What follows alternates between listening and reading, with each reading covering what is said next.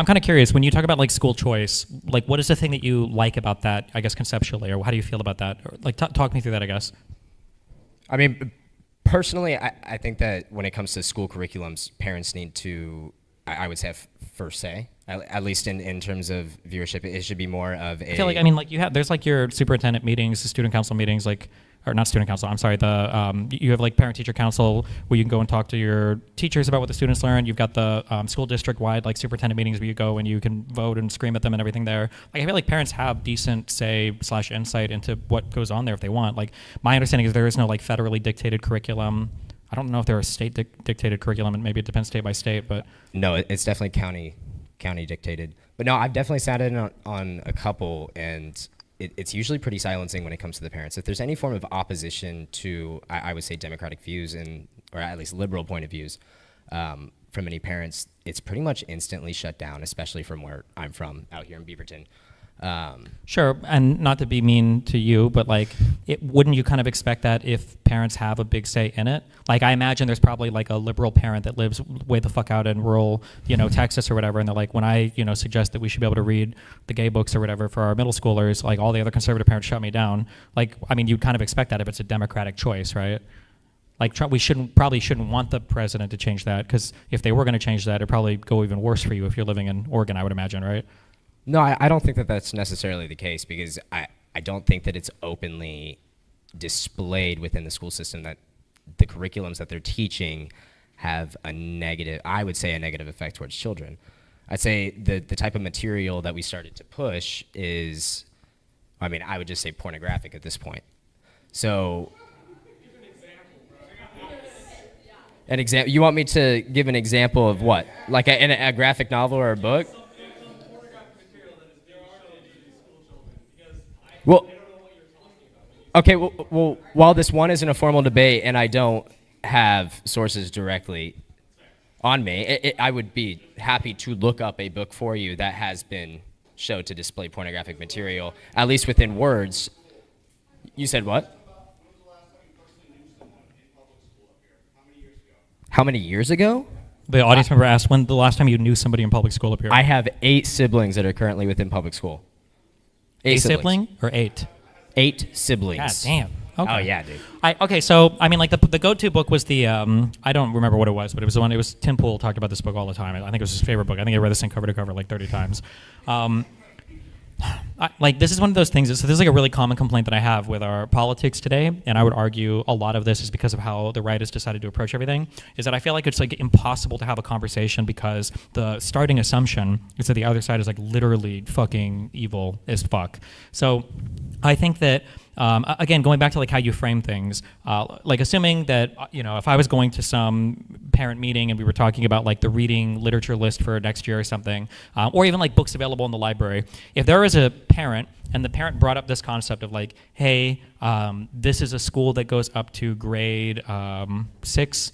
There is material in the library that personally I think is kind of like objectionable or not okay. I would either want like like a section where in order for a child to check out a book, they need like a parent to sign off on it, or I would prefer that not to be there at all. This is my opinion, and this is what we do. I think that would be, from my perspective, I feel like it would be a really hard position to fight against without being unhinged. But when they come in and the claim is, the FBI is calling in false bomb threats on us and arresting us for no reason because the LGBTQI agenda is trying to like mutilate our children's genitals and show them like trans drag queens, like it becomes harder to talk to their side because like, well, I feel like if I'm making a concession towards that side, I'm conceding some part of their narrativizing of what's actually going on, So I feel like the obsession on the right with like the trans stuff and the obsession with them trying to like brainwash and poison kids' minds. I feel like it's just such a malicious and malevolent framing of it that there's no possible way you can make progress on the conversation there. Well, I mean, I view it more as a gateway. Once you start letting in the small material, it leads into the bigger question of what else can we allow to come in. I mean, even if that was the case, it wouldn't change that it could be framed like in a more, I don't want to say compassionate. I can't believe I can't say. I should say in a compassionate way towards children, right? That like a way where it's like, I think everybody probably wants what's best for their kids. If you want to read this material at home, you can do it. But I feel like that framing is better than just like the, I'm going to dictate all the curriculum because I think you guys are evil groomers or whatever. Especially, I don't know how old you are, I'm 36, but like I remember, a while ago, I don't know if they fight about it as much, they did for a little bit, they wanted to shove back like prayer in school and all this stuff, has to be said and everything, and we need to have places for people to pray and all this. And some people consider that like, well, hey, why are you taking time to pray out in my public school, in the morning or whatever? Like, I think that's inappropriate. So like this idea that some stuff is okay to shove down kids' throats and other stuff's not okay. I just the framing is so bad. It's just impossible to talk about it. I think it should be deeply concerning if it's a thing you feel strongly about. No, I mean, I still just view it as a gateway, though. Like once you do accept small things into schools, I feel like the school system just kind of moves forward with it. They see that opening. They see that they can indoctrinate a child, and they run with it. What does I mean? Like when we say indoctrinate, what do you like? I guess on all education, like, well, what are we talking about exactly? Well, I'll just be state my objective. The gay agenda, LGBTQ agendas. Well, like, are we like, is the goal to like make them gay, or? I mean, I would definitely say demasculate for sure. In what way do you feel like you see this? I guess like in the strongest way. Yeah. I think it's very prevalent in Gen Z. Like we've seen a huge decline when it comes to, I mean, I would say teenage boys going into military age, and a decline within those numbers, or the honest decline within sports too. I don't know. I don't know if that's true. Is that actually like, are young boys like participating in sports less? Yeah, 100%. I mean, okay, so maybe not on a national level, but at least around here for sure. Do we think if that was the case, would we really attribute that to like the demasculinating? I don't know if that's the word, but like the what's the word I'm looking for? Getting rid of masculinity in school or whatever. Yeah, the emasculation, I guess, of children or whatever. Like, do we think it's that, or do we think it could have more to do with like internet devices and phones and other stuff? Like, I think it's being pushed through the internet and the phones. Sure, but not necessarily like schools or teachers, right? Well, them too. But I think that we live in like ultra technological world at this point, where we are literally using technology for every aspect of our media, entertainment, education, and it's just our mainstream. Without the internet, there's really no education coming in. Because I mean, I don't remember the last time I've actually seen somebody pick up a history book that wasn't a PDF, unless they were actually physically required to go pick it up from the bookstore. Yeah, I don't necessarily disagree with that. Something I've said a lot is I think there's an interesting conversation we had about how the internet has like fundamentally changed our life, like in a lot of ways, and nobody talks about it much because it's not as fun as narrativizing about, like evil conservatives or the gay agenda or whatever. But I feel like, I guess there's a couple things. We can go on this for a while, but like, I think there's an issue with people getting brain rotted today. I think that definitely happens. But I also think that we tend to like romanticize the past a lot.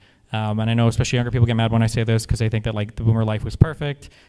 People might, how old are you? You say? 20. Okay, you're 20. Okay, like I will say very confidently when I'm 36 that back when I was in high school, even when the internet it wasn't really that prevalent, it wasn't as much of a thing, nobody was picking up a history book and reading it. Like they were either watching TV or they were playing video games or they were smoking weed or they were, maybe they're outside playing maybe, but like the idea that we like have fallen from some ultra-educated, ultra-elite society because of the internet. And I know I'm being a little bit hyperbolic when I say that. I do think we have challenges related to like moderating how children especially engage with like social media and everything. But I don't think I see any real push from the administration on that particular topic or subject as well. I don't think so. And I think that, it's obvious that there's things that I would change about this administration. Yeah. Or I would do it differently if I had to go at it. So like, so this is like the thing that I guess I would want to see, okay? Because I think that I actually do believe that we do need two strong parties in the United States. I think that when parties are like stuck to their own, I think they get absolutely fucking insane. And I've said this a lot, but I feel like you're kind of illustrating this point that one of the worst things about all of the crazy conversations that the right wants to rip us away from and into is that we don't get to have any like actual conversations about fixing things, right? So like, if we were having a conversation, like a national level conversation, imagine if RFK, instead of being so, hyper fixated on vaccines and autism and Tylenol, whatever the fuck else he woke up and the brainworm told him to talk about that day. Like, imagine if he came out and his like huge initiative was, we're going to talk about how social media and cell phones and the internet like affect teens. That would be a deeply interesting topic, and I would love to see like the fights all across the country on that topic, because I think it's a topic worth fighting for.